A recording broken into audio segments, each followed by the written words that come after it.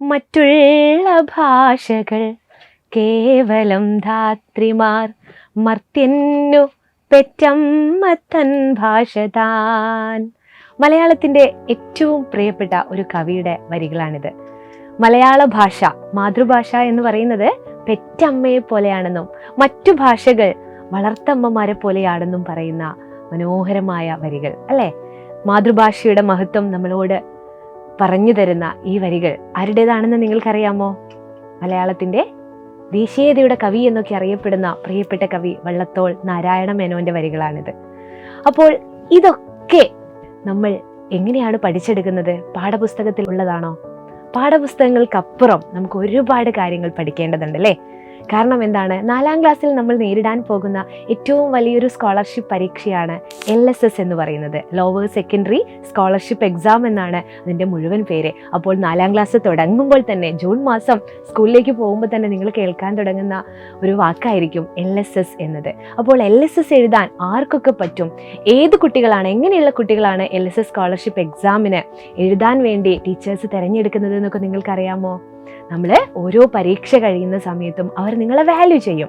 അപ്പോൾ ഈ കുട്ടി ഈ ഒരു സ്കോളർഷിപ്പ് പരീക്ഷ എഴുതാൻ പ്രാപ്തരാണോ, അല്ലെങ്കിൽ ഈ ഒരു കുട്ടിക്ക് സ്കോളർഷിപ്പ് പരീക്ഷ എഴുതിയാൽ നമ്മുടെ സ്കൂളിന് മെച്ചമുണ്ടാകുമോ എന്നൊക്കെ അവർ ചിന്തിക്കുമായിരിക്കും അല്ലേ? അതിലെല്ലാം അപ്പുറം ഒരുപാട് അറിവുകൾ നമുക്ക് നേടിയെടുക്കാൻ കൂടിയാണ് ഈ ഒരു LSS പ്രിപ്പറേഷൻ എന്ന് പറയുന്നത്. അതിന് നമ്മൾ പാഠഭാഗത്തുള്ള പാഠഭാഗങ്ങൾ മാത്രം പഠിച്ചാൽ മതിയോ? അതിലപ്പുറമുള്ള ഒരുപാട് കാര്യങ്ങൾ നമ്മൾ അറിഞ്ഞുകൊണ്ടേയിരിക്കണം അല്ലേ? നല്ല വായന വേണം, പത്രവായന വേണം, അതുപോലെ ഓരോ പാഠങ്ങളും ആഴത്തിൽ നമ്മൾ പഠിക്കേണ്ടതായിട്ടുണ്ട്.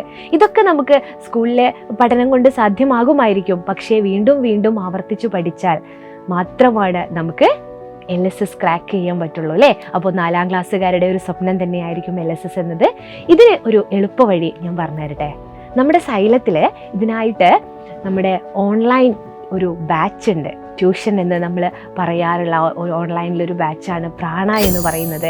അവിടെ LSSന് സെപ്പറേറ്റ് കോച്ചിങ് ഒക്കെയുള്ള മറ്റൊരു ബാച്ചൊക്കെ നിങ്ങൾക്ക് ഇനി വരും. പക്ഷേ നമ്മൾ പ്രാണ ബാച്ചിൽ പാഠങ്ങൾ പഠിച്ചു തുടങ്ങുന്നത് LSSനും കൂടെ വേണ്ടിയിട്ട് കുട്ടികളെ പ്രാപ്തരാക്കുന്ന തരത്തിലാണ് കേട്ടോ.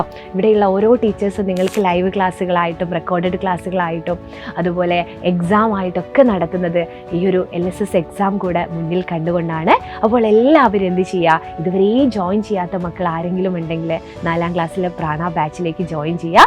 ഇതാ ഇപ്പം തന്നെ വൈകിട്ടുണ്ട്. എല്ലാവരും പെട്ടെന്ന് നമ്മുടെ പ്രാണ ബാച്ചിൽ ജോയിൻ ചെയ്യുക. 4ാം ക്ലാസ്സിലെ പഠനത്തോടൊപ്പം നമ്മൾ എന്ത് ചെയ്യണം? ഈ വർഷം അവസാനം നടക്കാൻ പോകുന്ന LSSും കൂടെ നമ്മൾ ക്രാക്ക് ചെയ്യണം. മറ്റൊരു പ്രധാനപ്പെട്ട കാര്യം, പാഠപുസ്തകങ്ങൾ പുതിയതാണ് അല്ലേ? കഴിഞ്ഞ വർഷം പഠിച്ച നിങ്ങളുടെ ചേട്ടന്മാരും ചേച്ചിമാരൊന്നും പഠിച്ച പുസ്തകമല്ല നമ്മൾ ഈ വർഷം പഠിക്കാൻ പോകുന്നത്. അപ്പോൾ മാറിയ പാഠപുസ്തകത്തിലുള്ള മാറ്റങ്ങളൊക്കെ നമ്മൾ എന്ത് ചെയ്യണം? കൃത്യമായിട്ട് സിസ്റ്റമാറ്റിക്കായിട്ട് പഠിച്ചു പോകേണ്ടതുണ്ട്. അപ്പോൾ എല്ലാവരും താഴെ കാണുന്ന നമ്പറിൽ ഇപ്പം തന്നെ വിളിക്കുക. നമ്മുടെ പ്രാണ ബാച്ചിൽ അഡ്മിഷൻ എടുക്കുക. ഞങ്ങൾ എല്ലാവരും അവിടെ ഉണ്ടാവും കേട്ടോ.